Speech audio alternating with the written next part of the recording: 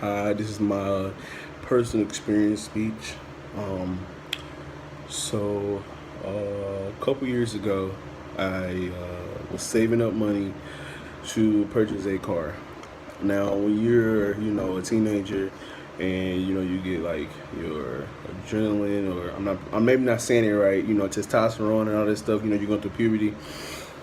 You feel like you can do everything on your own as far as saving money, getting a job, all that stuff. You feel like you can do it on your own. Well, my stepfather, well, father, whatever you want to call him, he was telling me, like, hey, when you get the money, I'm going to help you buy a car. And I'm like, no, I could do it on my own.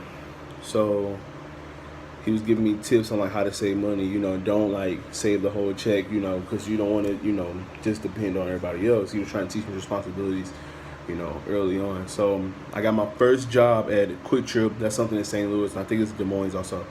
So I got my first job when I was 16, and I worked in the gas station. So I was working like 35 hours a week. We were getting paid weekly. We were getting paid $11 an hour. So a 16-year-old with that much money, I'm like, whatever. So I'm working, and my parents noticed me working so much that after I go to school, then I go to football practice, then I go to work, and I come home like at like 10 o'clock at night, and I wake up and do it all over again. So one day I just crashed. So my parents were like, yo, you need to slow down. Wasn't listening to them. I was like, no, I'm okay. I'm young. The young don't get tired. So I'm just constantly going. We get into like football games, and I'm noticing that it's like taking effect on my body, like physically, really bad, and mentally. Where I would play games and I can only last a couple quarters. Where literally I'm like cramping up super bad. I'm sore, like my knees are giving out, and it's all because like I'm on my feet at work for 10 hours a day.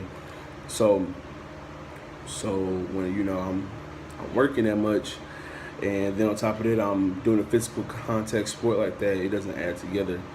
So something had to give. So obviously, I gave up, my job. So upset about that. I'm like, freak. So I just try to do a side hustle.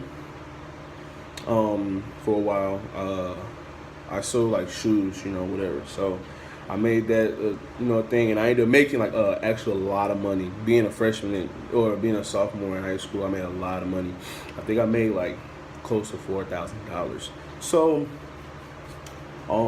as time went on, I ended up saving up money, a good amount, and then for a while, I didn't see like my parents really trying to help, or that's what I thought. I didn't see them trying to help me get a car, so I started to spend my money.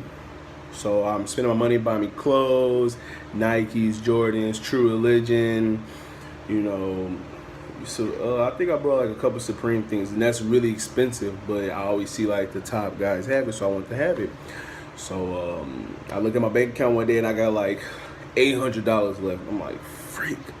So I end up going back to Quick Trip because I didn't officially quit. I just stopped working there for a while because of football, and my boss understood. So I went back to working there. I made like a lot of money back, because I don't have anything to do. Basketball practice wasn't that long, so I could work, and it didn't take like a toll on my body that much. So I'm working, and then boom, my stepdad was like, "Hey, we're gonna look at the car today." I'm like, "Yeah, let's go."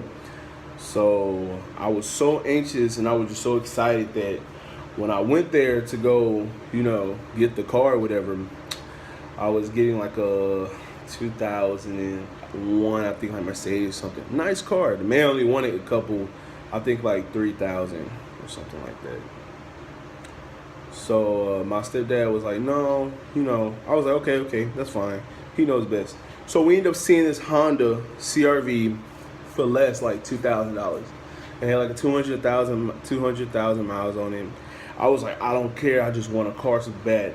And my stepdad was like, no, I don't think so. But I was like, forget it. And I just bought the car. So I bought the car, and I'm driving it around and everything, and they're like, well, I guess you got to steal. So one day I was on a highway in Hannibal, Missouri, and it just broke down on me. The guy never told us that until like months after. We ended up looking up the car history or whatever. It went through a flood. So like all like the fluids inside were horrible. The oil was horrible. I never paid attention to that. So my stepdad was like, yo, if you would have waited and been patient, you would have got you a better car. Because my grandmother was selling her Jeep, but since my stepdad told her I bought a new car, she sold it to somebody for less, and it had way less mileage on it, like I think like 50,000. So I think the lesson was, or the learned experience was that be patient about things.